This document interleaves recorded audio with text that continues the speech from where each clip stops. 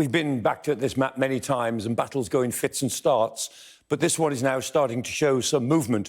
The Russians have tried to take Bakhmut, both from the frontal attack from the east, from the north, but now they've gone round to the south, and they may be having some success. When I say the Russians, I'm talking about the Wagner group, the mercenary group, who are determined to take Bakhmut, although it doesn't have a great deal of strategic value. But they've got this ground to the south. They're probably only about 4 or 5 kilometres away, but it's all very open ground, and they're having to attack across very open country.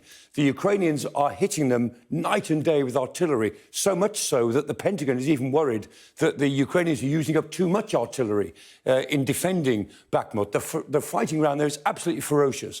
I was looking at some footage overnight of night attacks that the Wagner group were trying across this open ground, and somebody said it's a vision of hell. It's just alive with fire and flame all night long. We'll see how that goes. I mean, the Russians may get towards the outskirts of Bakhmut, but my goodness, they're paying a price for it. And the issue is, even if they take Bakhmut, it won't matter if they lose at Kremenna further north. And that's where the essence of the rest of this battle will take place. The Russians occupied Kremenna and Svatove further north of that. That's the main communication lines.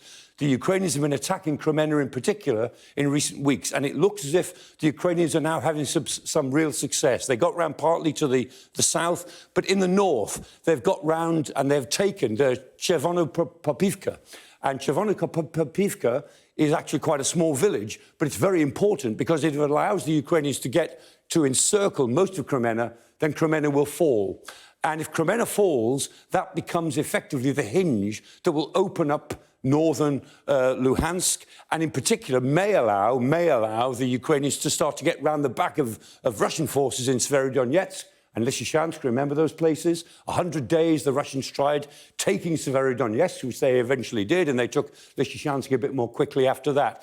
But if they lose in Kremenna, if they give up Kremenna, then the Ukrainians have got a much clearer run to try to make big inroads into Russian defences. And if they lose the P66 highway, which they have already lost control of, then the Russians will be pushed back about 30 kilometres east to Starobilsk before they can really establish another line to dig in. So things are getting very, very critical for them at Kremenna if the Ukrainians can keep up the momentum of their attacks.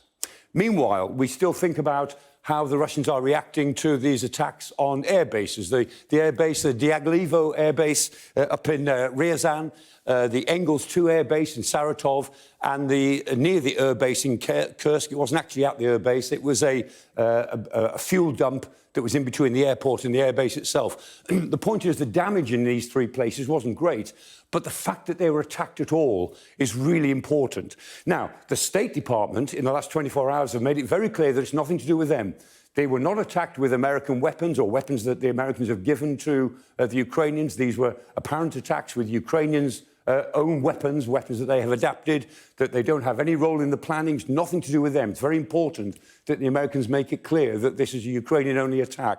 Meanwhile, President Putin is dealing with some very angry people on Russian telegram channels who are furious that apparently a drone, a 1970s drone, an old Soviet Red Army drone, was used apparently in these attacks so deep into Russian territory and wasn't intercepted. And that's a big problem. President Putin met with his Security Council yesterday. He hasn't said anything yet today. We will see if there's some sort of retaliation or some sort of response that comes out of it. But above all, President Putin has now got to deal with the increasing anger inside Russia, not just in military circles, but in the media, that these attacks could take place at all in a conflict that is still supposed to be a special military operation to remove the government in Kiev.